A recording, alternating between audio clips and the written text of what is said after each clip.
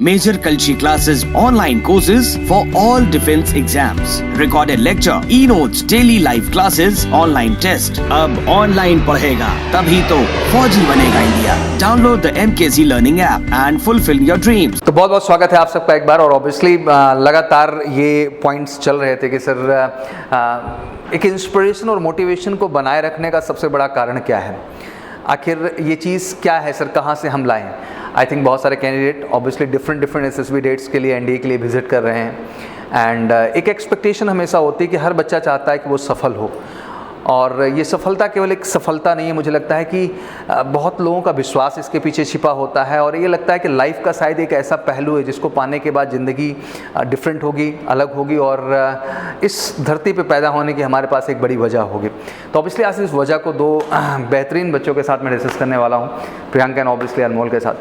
And interesting बात यह है कि both cleared for the air force, दोनों के दोनों ने एयरफोर्स क्लियर किया है, फर्स्ट अटेम्प्ट में क्लियर किया है। तो that's really great thing, because being a candidate जब आप फर्स्ट अटेम्प्ट के लिए जाते हो तो बहुत सारी ऐसी बारीकी होती है जब आपको एग्जैक्टली पता नहीं होता आप क्या कर रहे होते हो, बस आप कर रहे होते हो।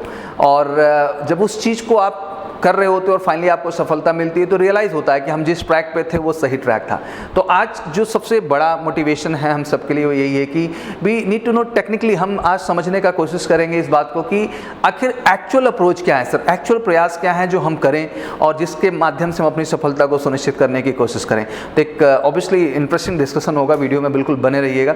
तो बहुत बहुत स्वागत है आप दोनों लोगों का first of all, and welcome core from my heart actually. And I think lot of people are waiting actually, not only people, I am saying कि बहुत सारे स्टूडेंट इस देश में, आई थिंक हर साल 3,50,000 कैंडिडेट एंड अगेन 3,50,000 कैंडिडेट, तो almost 7 lakh candidate each and every year appear for the NDA exam.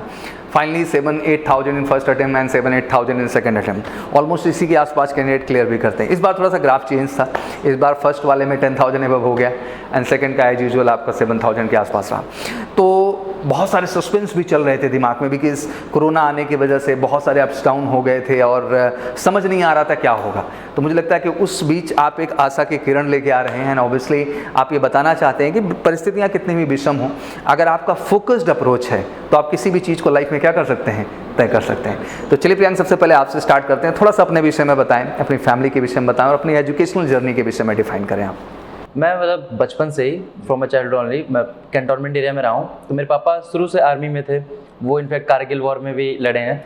तो yes, he was in Kargil war. And बचपन से मैंने यूनिफॉर्म में देखा है उनको, और मैंने बहुत सारे ऑफिसर्स से इंटरेक्ट किया था।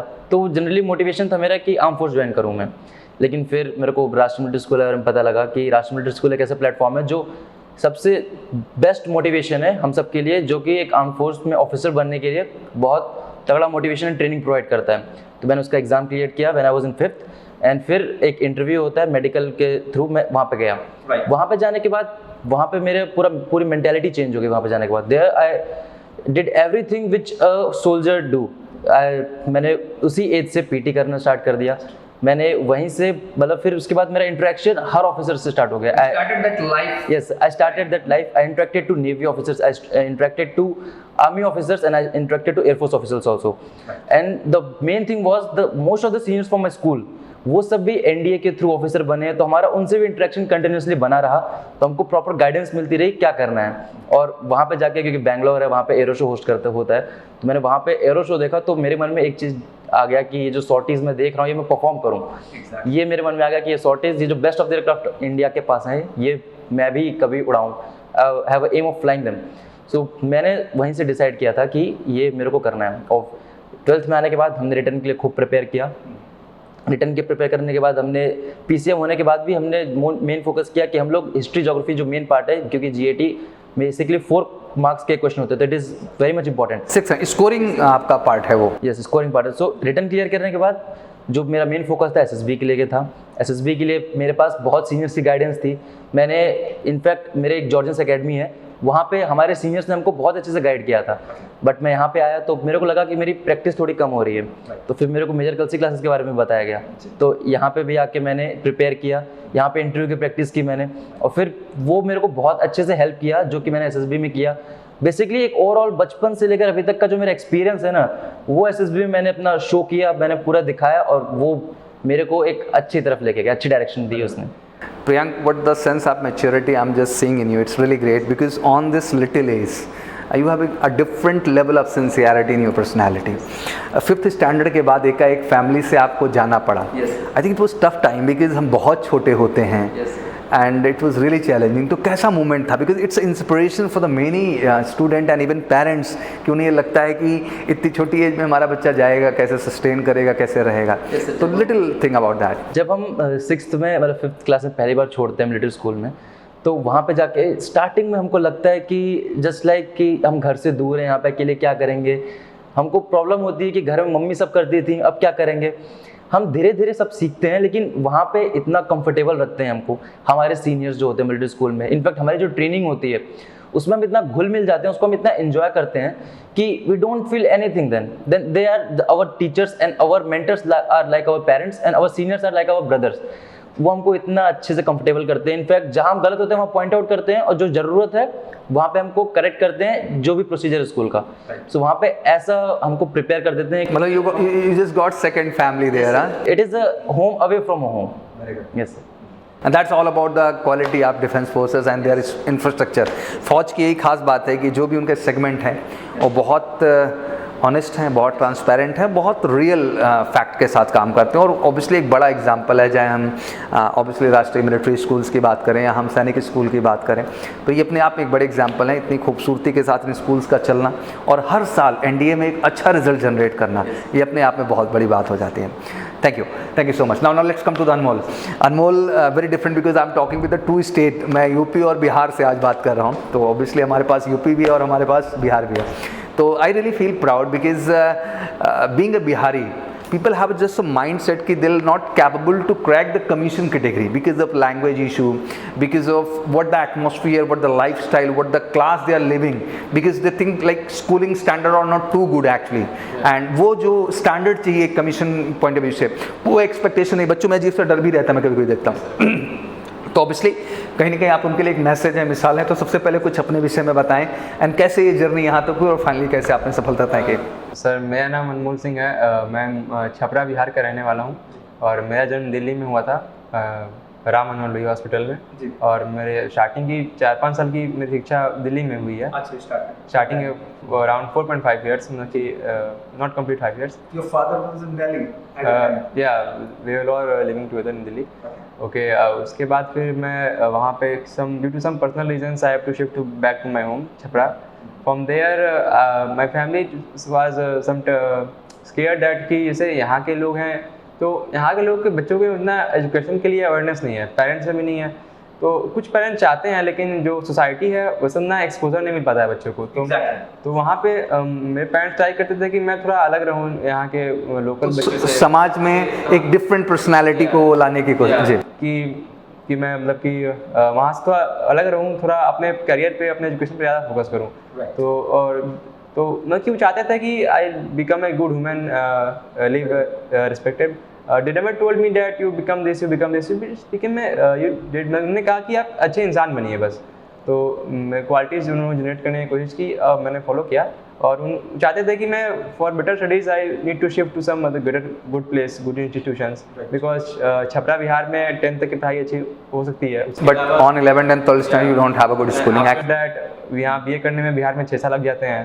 तो प्रॉब्लम्स थी, तो उसी कारण मैंने 9th में सेंट्रल हिंदू बॉयज़ स्कूल जो BHU का पार्ट है उसका एंट्रेंस होता है, तो मैंने वो क्लियर किया और मैं वहाँ चला गया. फिर मैं वहाँ गया तो जैसे बहुत ही अलग दुनिया ऐसे कहते हैं. It's very different. उस छोटी सी जगह से निकल के आप आते हो सडन एक अलग लाइफ. आप आते हैं छोटी जगह पे, लगता है कि जितना कंपटीशन है दुनिया का सब यहीं पे है. वहाँ पे आप फर्स्ट लगता है दुनिया में फर्स्ट है.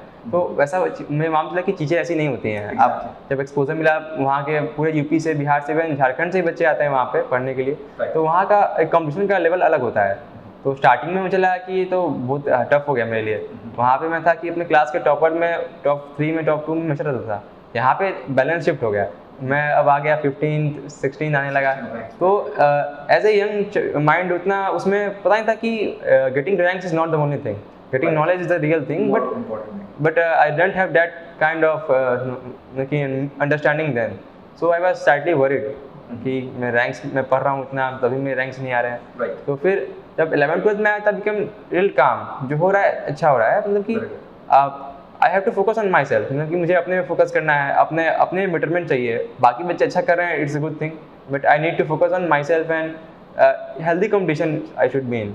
उसके बाद 12th के बाद मैंने सोचा कि अब I don't have interest in engineering field, मुझे वहाँ जाना नहीं था। I wanted to go in government sector, so I think that and I wanted to become an officer in grade A officer. So I think the civil services and the NDA and the if you talk about the 10 plus standard, then defense is the only option for the A grade job and for the commission category job. So मैंने अभी BHU में BA के लिए apply किया, उसका तैयारी मैं कर रहा था। और तो जो उसमें हिस्ट्री और ज्योग्राफी का पोर्शन होता है वो NDA से मैच करता है, बिल्कुल मैच करता है। और जो मैथ्स के लिए मैं 12 स्टैंडर्ड्स मैथ्स से किया है, तो आइडिया मेरे को था मैथ्स का, तो मैं थोड़ा मैथ्स को रिवाइज किया और जो मैं कर रहा था वो किया। उसके बाद मैंने NDA एग्ज़ाम दिया, तो मैं क्लियर हो गया।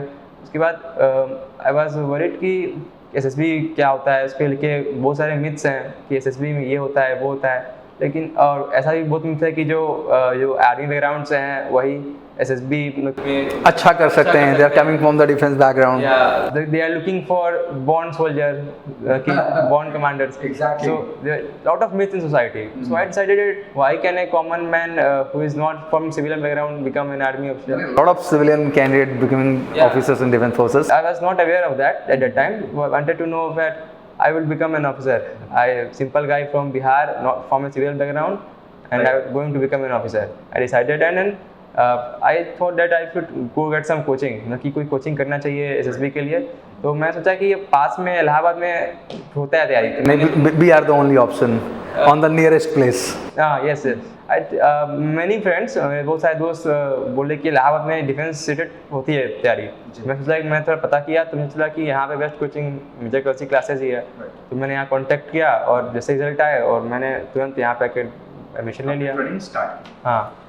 Now the next question कि this is all about, I think दो बिल्कुल different frame मैं देख रहा हूँ। The one completely as you said born soldier, from childhood the passionate because the father in a defense background, whole journey is connected to defense, even got chance to join the Rashtriya Military and obviously top Rashtriya Military School Bangalore, तो the exposure the lifestyle was totally different, but here we talk तो बिल्कुल अलग है। like हम एक छोटी सी जगह से आए और हम इसी बात को लेके लड़ाई लड़ रहे हैं कि हमें अपना स्टैंड क्लियर करना है और इस चीज़ के लिए हमें जाना है जहाँ समाज के एग्जैक्टली एंड सामाजिक मिथ भी बहुत ज़्यादा है, जैसे कि आपने कहा। इवन ये है, ये सच है, कहने की बात नहीं कि the candidate coming from the civilian background, लेकिन एक थॉट प्रोसेस है कि they are not develop like all OLQs in them, वो ऑफिसर लाइक क्वालिटीज इनमें नहीं है, वो क्लास नहीं है, वो एटीट्यूड ही नहीं कैरी कर रहे हैं exactly what they are expecting in the SSB even from Bihar, so that's really challenging one. No, it's not true because many candidates in our academy got selection for the commission category and they all from Bihar actually. But sir, they are like बहुत लोगों को पता नहीं होता है। Most of the बंदे जो civil service they are basically from Bihar, but कहीं ना कहीं उनका जो एजुकेशन का कनेक्शन रहा है वो अदर स्टेट से रहा है। ये बात पैरेलली बिल्कुल सही है बिकॉज यू बिल्कुल आपने सही बोला कि sir after 10th standard schooling is too tough there, the standard, the academics and the overall faculty member of not up to the mark जितना हमें वहाँ पे रिक्वायर्ड होता है, इसीलिए तो हमें कहीं ना कहीं मूव करना पड़ता है। चलिए बहरहाल हम आशा करते हैं कि बिहार का एजुकेशन स्टैंडर्ड जल्द से जल्द अच्छा होगा और आप लोग अब आगे आ रहे हैं, तो it's a message for the all mass to make it better.